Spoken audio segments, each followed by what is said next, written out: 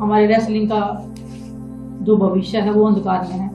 कुश्ती महासंघ के चुनाव और यौन उत्पीड़न के आरोपी बीजेपी सांसद बृजभूषण शरण सिंह के करीबी संजय सिंह के अध्यक्ष चुने जाने के बाद खिलाड़ियों ने एक बार फिर मोर्चा खोल दिया है। इसका असर ये हुआ कि खेल मंत्रालय ने संघ को निलंबित कर दिया। हालांकि खिलाड़ियों का गुस्सा शांत नहीं हुआ है। साक्षी मलिक और बजरंग पूनिया के बाद अब विनेश फोगाट ने भी बड़ा ऐलान किया है। उन्होंने प्रधानमंत्री नरेंद्र मोदी को खुला पत्र लिखते हुए अर्जुन पुरस्कार और खेल रत्न को वापस करने का ऐलान कर दिया है। फोगाट ने अपने पत्र में लिखा कि हमारी जिंदगियां उन फैंसी किताबों जैसी नहीं हैं। कुश्ती की महिला पहलवानों ने पिछले कुछ सालों में जो भोगा है उससे समझ आता ही होगा कि हम कितना घुट घुट कर जी रही हैं। अब साक्षी ने भी संन्यास ले लिया है। जो शोषण करने वाले हैं उसने भी अपना दबदबा रहने की मुनादी कर दी है, बल्कि बहुत ही भोंडे तरीके से नारे भी लगवाए। आप सिर्फ 5 मिनट निकाल कर उस आदमी के मीडिया को दिए गए बयानों को सुन लीजिए, आपको पता लग जाएगा कि उसने क्या किया है। उसने महिला पहलवानों को मंथरा बताया। उसने महिला पहलवानों को असहज कर देने की बात टीवी पर कबूली। उससे ज्यादा गंभीर है कि उसने कितनी ही महिला पहलवानों को पीछे हटने पर मजबूर कर दिया। ये बहुत ही भयावह है।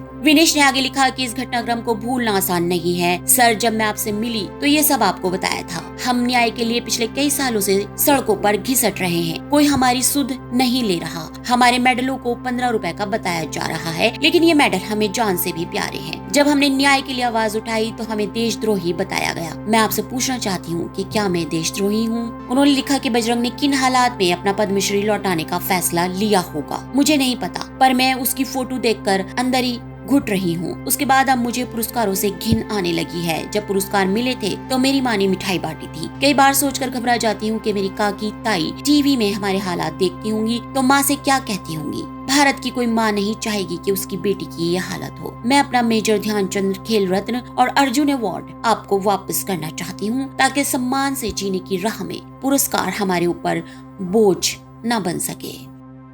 Bureau report, ST news.